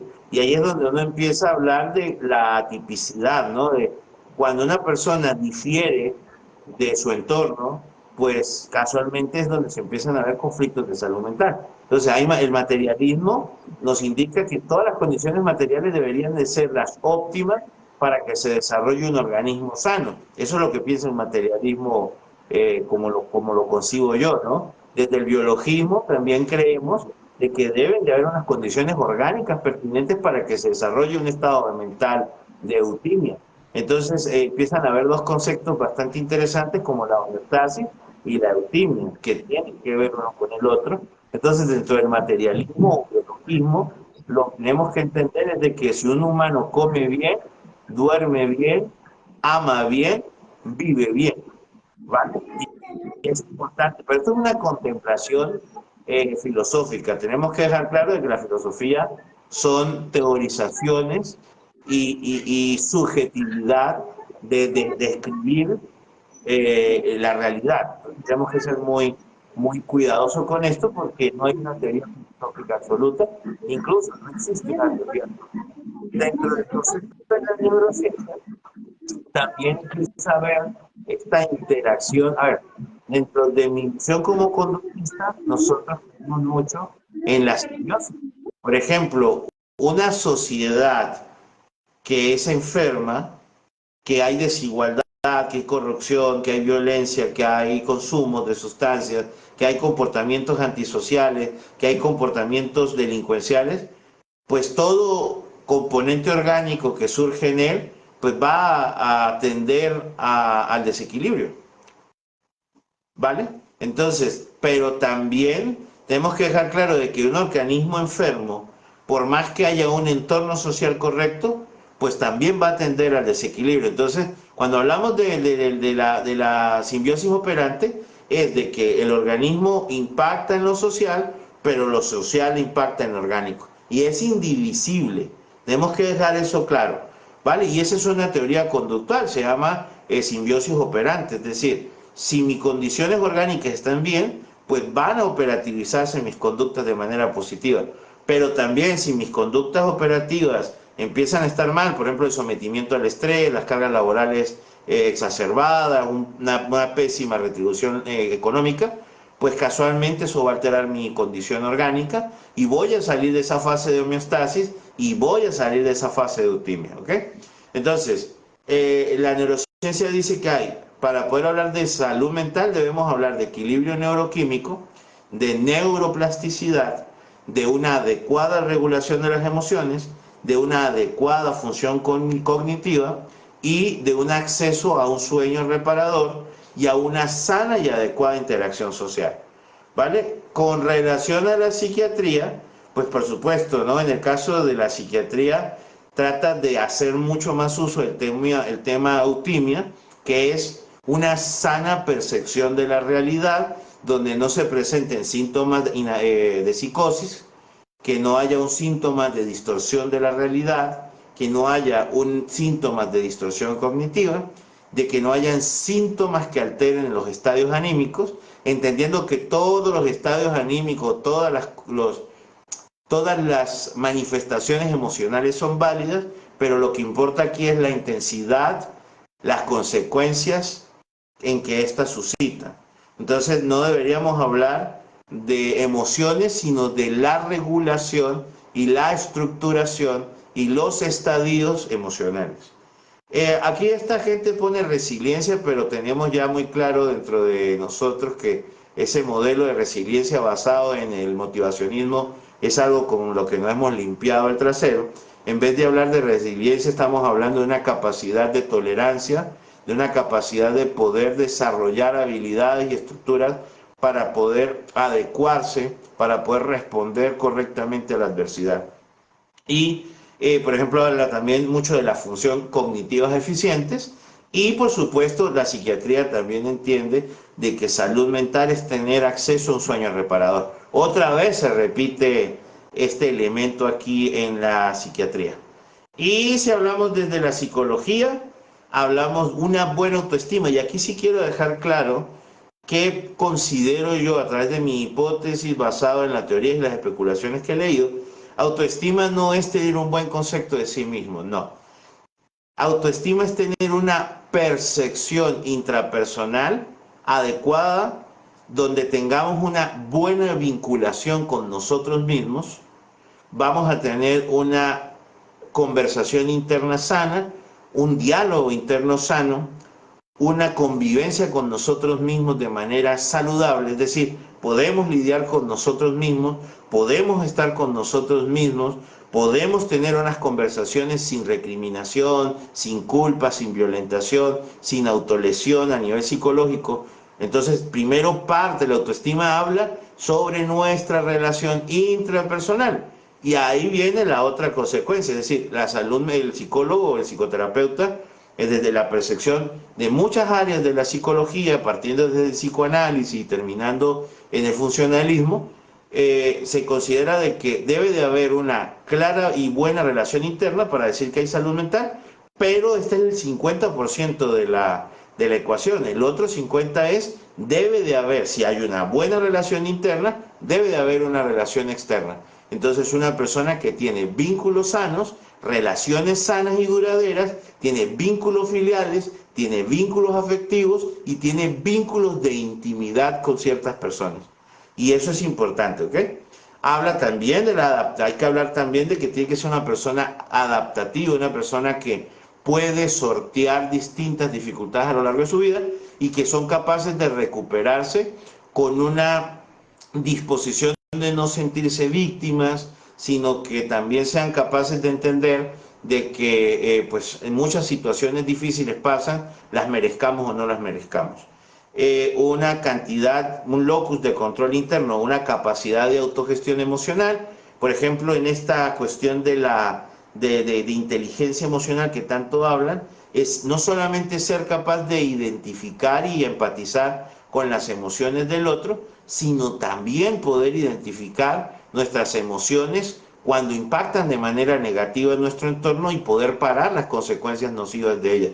No significa, quiero dejar claro de que salud mental no es constantemente tener una adecuada gestión emocional, no, sino que en aquel momento en que podamos ser inadecuados, podamos reconocerlo y podamos retractarnos, podamos, incluso para mí un excelente síntoma de salud mental es tener la disposición de pedir disculpas, es la disposición de poder aclarar, indicar que nos hemos equivocado y de que podemos resolver, resarcir, dialogar en torno a las fallas que hemos tenido, porque lo peor que se ha vendido como salud mental es que tenemos que ser seres perfectos. Salud mental es poder equivocarnos, pero poder tener la disposición de poder enfrentar las causas y los efectos de nuestras acciones. Ahora, tenemos que dejar claro de que estamos hablando de la salud mental. Cuando esto no se presenta, pues significa de que hay unas condiciones atípicas que están poniendo en manifiesta que un paciente no goza de salud mental. Y, por ejemplo, hice ahí como unas preguntitas para ver a ver, esto no es un diagnóstico, pero creo que pueden ser importantes hacerse para saber qué tan buenos estamos en nuestra salud mental, ¿no? Por ejemplo, basado en estas premisas que dije de asociados de la psicoterapia, de las distintas concepciones que hay. La primera es, ¿sientes que puedes manejar tus emociones de manera adecuada sin sufrir cambios bruscos o extremos en tus estados anímicos? La segunda es, ¿mantienes relaciones interpersonales satisfactorias? ¿Tienes relaciones significativas basadas en respeto y empatía? En lo intrapersonal, ¿tienes una percepción positiva de ti mismo o ti misma, ¿no? ¿Y te sientes seguro o seguro de tus capacidades y habilidades? La adaptabilidad, ¿te consideras capaz de enfrentar y recuperarte de situaciones adversas o estresantes? O peor aún, ¿cómo han sido las últimas adversidades que has enfrentado y cómo has respondido a ellas? A nivel cognitivo, ¿sientes que puedes concentrarte con facilidad o no? ¿Puedes tomar decisiones entendiendo con manera fría? Es decir, ¿eres capaz de tomar decisiones sabiendo pros y contras? ¿Puedes resolver problemas que tienen que ver contigo sin sentirte herido, lastimado? ¿Puedes resolver situaciones y conflictos que no son tuyos sin hacerlos tuyos? Con la relación a la higiene del sueño, ¿mantienes un patrón de sueño regular? ¿Tienes hábitos de sueño regular? ¿Eres una persona que está consciente de cuántas horas duerme? ¿Qué tan buena es tu higiene del sueño, se sientes cansado al despertar, te cuesta la inducción del sueño, tienes un sueño reparador o no, cómo es la sensación y mejor aún cómo es la sensación al despertar, ¿quieres despertar o no? Viene esta parte de la valoración de los estadios anímicos. ¿Encuentras placer en las actividades que haces? ¿Existe algún tipo de satisfacción en tu vida? ¿Existen cosas simples que son llenaderas para ti? ¿Existen cosas de valor en lo que estás haciendo en tu día a día? ¿Sientes que hay valor y disfrute en las relaciones que tienes, filiales, laborales y afectivas? ¿Desarrollas actividades que te den placer fuera de lo laboral? ¿Eres capaz de disfrutar de cosas que son solo tuyas, que las haces solo para ti?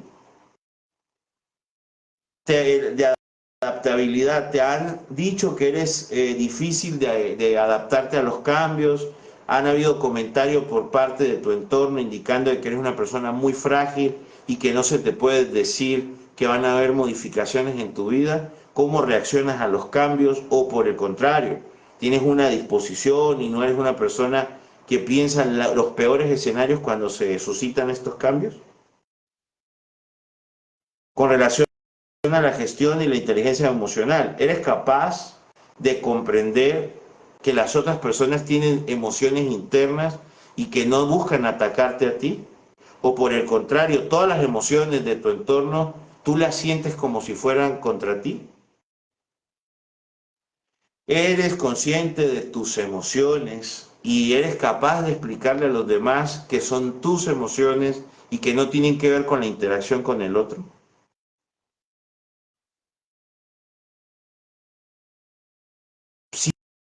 ¿Sientes que esto habla un poco más de la percepción de su realidad?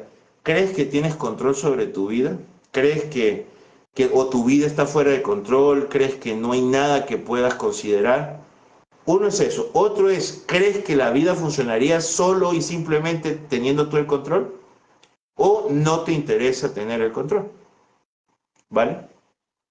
Y basada en esta, te frustra que las personas a tu alrededor no actúan como tú crees y olvidas que estas personas son seres independientes, individuos con emociones, sueños y sensaciones individuales y que no son personas autómatas a tu cargo. ¿Eres capaz de poder comprender esto? O por el contrario, te frustras constantemente cuando los demás no hacen lo que tú quieres. ¿Qué tan inmediatista sos? ¿Eres una persona que puede esperar que surjan los procesos? ¿Eres una persona que dice ser paciente, pero resulta que mientras espera, pues sí, terminas esperando porque no hay otra opción, pero tu actividad, tu comportamiento, tu gestión emocional, lo que hizo fue generar más disconfort, más asperezas en esa espera? Porque la paciencia habla sobre una buena actitud mientras esperas. Por ejemplo, ante estas situaciones que requieren tiempo, te hace sentir enojado, frustrado, sientes que es un ataque personal. 14. ¿Qué tan, qué tan sana es tu interacción social? ¿Puedes definir vínculos fuertes a tu alrededor? ¿Te sientes cómodo con la interacción con las personas? ¿O por el contrario, no te gustan las interacciones con las personas? ¿O no puedes vivir sin la interacción con otras personas? Capacidad de aprendizaje y neuroplasticidad. ¿Qué tantos cambios has hecho cada 10 años? Es decir, hace 10 años tenías una habilidad distinta a nivel mental, es decir, no sabías, por ejemplo, de carpintería o de matemáticas o aprendiste. ¿Qué habilidad nueva has ido aprendiendo en los últimos 10 años? Y si has sentido que, por ejemplo, si tienes 20, tienes 2 o 3 habilidades que has adquirido en los últimos años. Si tienes 30, has adquirido 8 o 9 habilidades en los últimos 20 años. O sea, quiero que te investigues qué cosas has aprendido y qué tan fácil es para ti poderte adaptar a nuevas habilidades o, por el contrario, sientes que estás casado con un cierto modelo de comportamiento y que solo y única y exclusivamente vas a hacer esto el resto de tu vida. Depende de estas preguntas, es tu salud mental. Es muy importante dejar claro que si ojalá la voy a pegar en los comentarios de este video y la idea es que ustedes vayan llenándola desde su percepción y depende qué tan complejas sean las respuestas, si son de tendencias negativas o positivas, pues ustedes van a saber qué tan importante sería recurrir a un profesional de la salud mental, porque eso indicaría su nivel de equilibrio y de salud mental. Recuerden que no es un juicio, simplemente es muy importante. O sea, hablar de salud mental es también estar en una continua autoevaluación, entendiendo de que muchas veces estas autoevaluaciones no nos las podemos hacer porque somos víctimas de condiciones mentales que distorsionan nuestra percepción. ¿Vale? Mira, algo también importante es que ¿sí me escucha? Ah, sí, ya te ¿Sí? escuché. Es que acá había ruido. Eh, o sea, es importante, todo esto que ahorita nos acabas de comentar es muy importante y habrá situaciones en las que si nosotros identificamos, como bien lo dices, si no hay una condición, ¿verdad? Porque habiendo una condición, efectivamente se tiene que recurrir a una atención con un profesional de la salud mental. Pero como lo decías la vez pasada que tuvimos el otro live, donde hay acciones pequeñas que yo puedo hacer para contribuir a mi bienestar. Y también el podernos hacer estas preguntas que mencionas ahorita, donde podamos identificar a lo mejor alguna acción o alguna situación que no está siendo la más sana y que la podamos transformar. Muchas veces no es porque no quiero, a veces es porque no me estoy dando cuenta. A veces en la cotidianidad, en la rutina, estábamos hablando de todo esto, de lo laboral y esas cosas, de repente no lo estamos visualizando y si podemos hacer una pausa para hacernos estos cuestionamientos, para hacer un análisis de cómo me siento hoy, de cuál es mi grado de bienestar, de todas las situaciones que el día a día estoy viviendo, vamos a poder identificar también situaciones que puedo cambiar, situaciones que puedo mejorar y que me van a ayudar a tener ese bienestar. No todo es esperarme que sea grave para requerir esta atención de un profesional, sino que hay situaciones que día a día yo puedo ir tratando poco a poco de mejorar y que esas sí me competen a mí y colaborar con lo que está de mi parte, pues eso va a mejorar mucho la calidad de vida, ¿no? De las personas. Entonces, eso es muy importante y muy me agradezco estas preguntas que has formulado porque es parte de hacer esa pausa y podernos cuestionar para identificar algunas situaciones es muy importante y tener en cuenta que tenernos como prioridad no es egoísmo, porque a veces nos dedicamos a ver que todos los demás, por ejemplo, la mamá se dedica a ver que todos los demás están bien, descuidando su salud física y su salud mental, su propio bienestar, y al final de cuentas esto va a impactar en un momento dado de una manera no tan positiva, porque el hecho de que ella no esté bien, de no visualizar, de no ver un poquito hacia acá o hacia lo interno de poder estar bien, entonces tenerte como prioridad no es egoísmo, tenerte como prioridad es estar bien para que lo demás pueda estar bien. Si yo no estoy bien, Ponerte no van a estar como prioridad salud mental. exactamente. O sea, ponerte como prioridad para que al tú tener ese bienestar, tu dinámica con los demás va a estar mucho mejor, tu vinculación con los demás va a estar mucho mejor, tu estado de ánimo, tu estado físico, todo va a estar mejor en cuanto tú te tengas como prioridad, entonces esa vinculación va a ser mucho más sana con los demás y así ganamos más. Así es que hay que tener mucho en cuenta ese autocuidado, ¿no?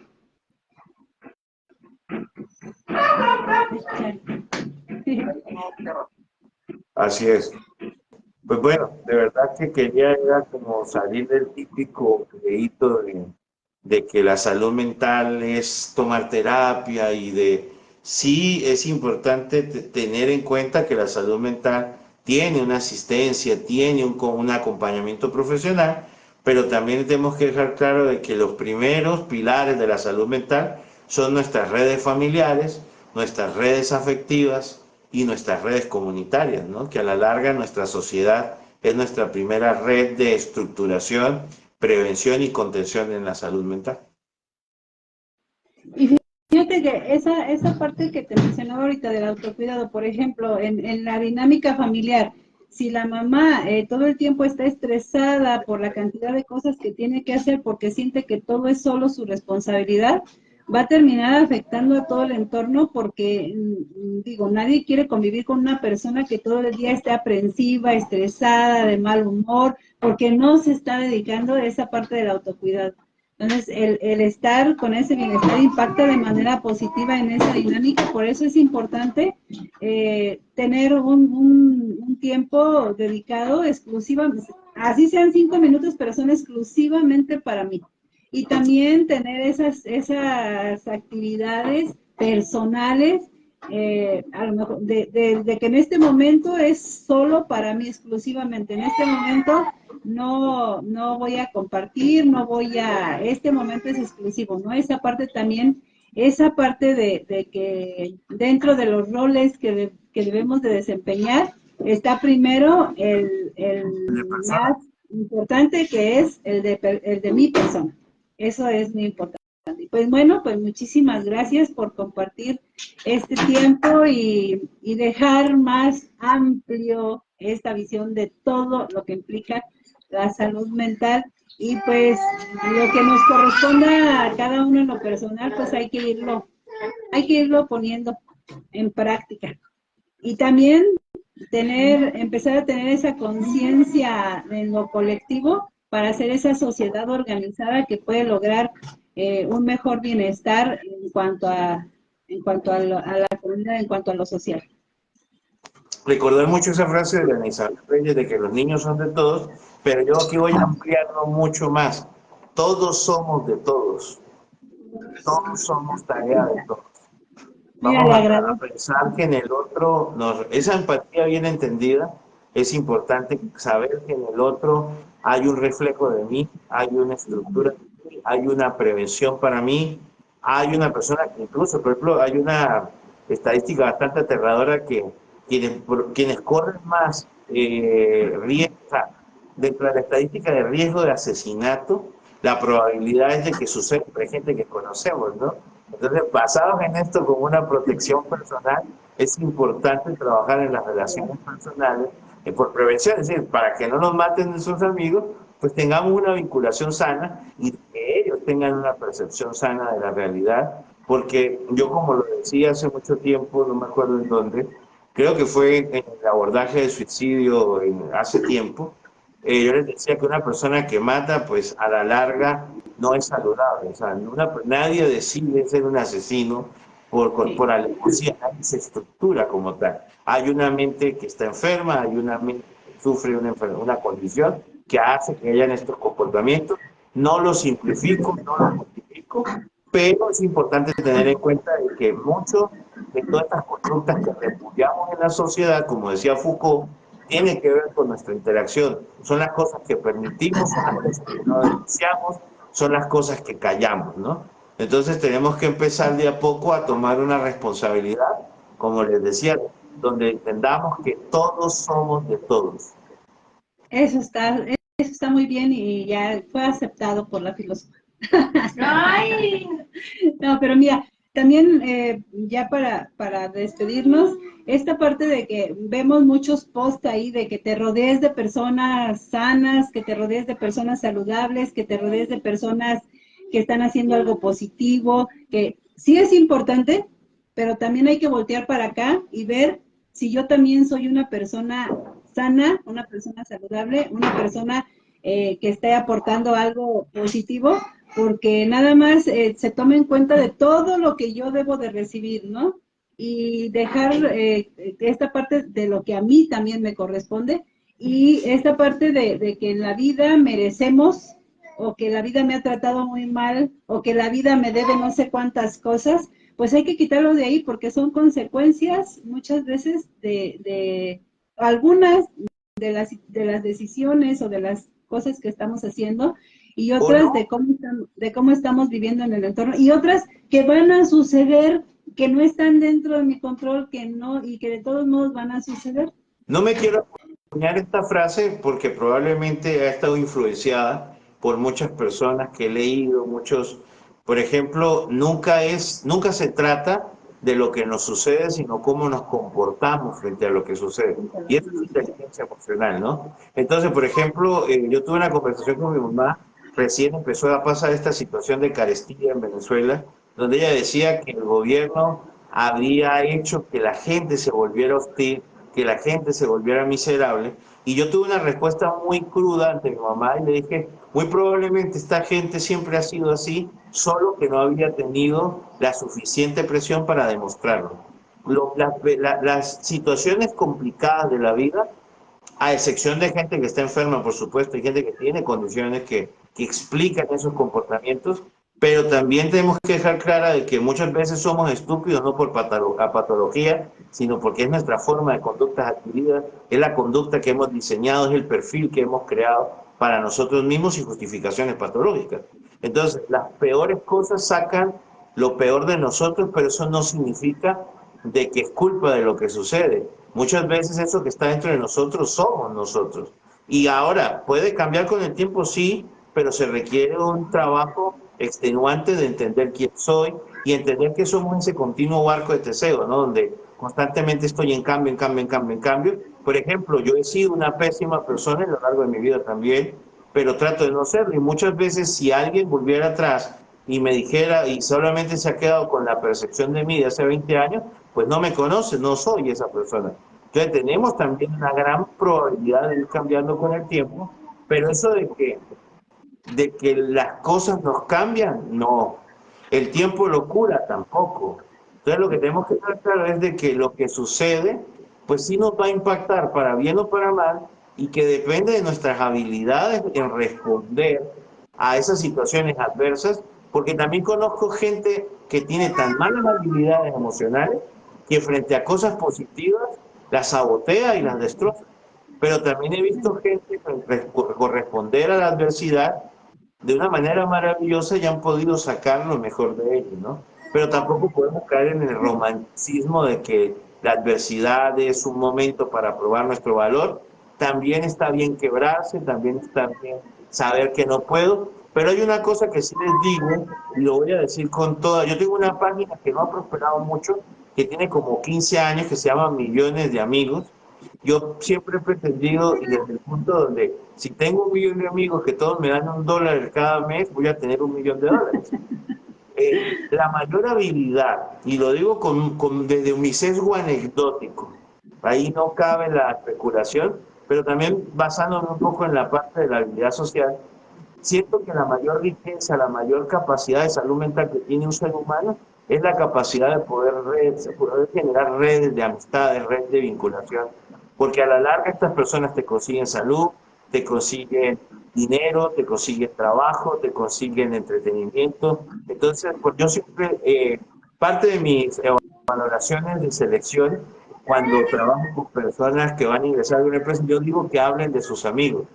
Y si me dicen que no los tienen, alarma. Si me dicen que tienen una clase de amigo peligroso, alarma. Pero aquella gente que habla bien de sus amigos, aquellos que tienen, por ejemplo, una de las manifestaciones más grandes de salud mental que he visto en personas que conozco, que a mí digamos mucho, es que son capaces de hablar con fe en la humanidad y con fe en los demás. Cuando una persona no tiene fe en nosotros, cuando la persona siempre parte de la mala fe, pues son personas que tienen una pésima interacción social y esa dinámica permea en todos los escenarios de su vida.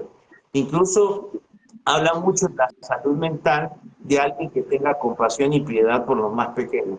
Eso es salud mental. Entonces, una serie de cosas que no son clínicas, que hablan de nuestra salud mental, pero no la hablamos, no lo decimos. Pues sí, todo eso es muy importante y esa parte de cómo nosotros afrontamos las situaciones es lo que va a hacer una gran diferencia. Y efectivamente, como lo dices, vamos evolucionando y bueno, es lo que promovemos aquí en el CCIT, esa transformación constante y el ser mejores cada día. Así es que pues muchas gracias. Creo que espero que las personas que vayan a ver que vayan a ver este live, pues les sirva para identificar situaciones, para ir generando una nueva conciencia, y les agradecemos pues que compartan estos contenidos para poder llegar a más personas. Y yo creo que esa parte de vincularnos también se ha generado aquí en el CCIT, porque pues nos ha rodeado de grandes amigos, y pues hoy los saludamos a todos, y que también hacen parte de nuestra salud mental. Así es. Un abrazo, muchas gracias, excelente día. Ay, gracias.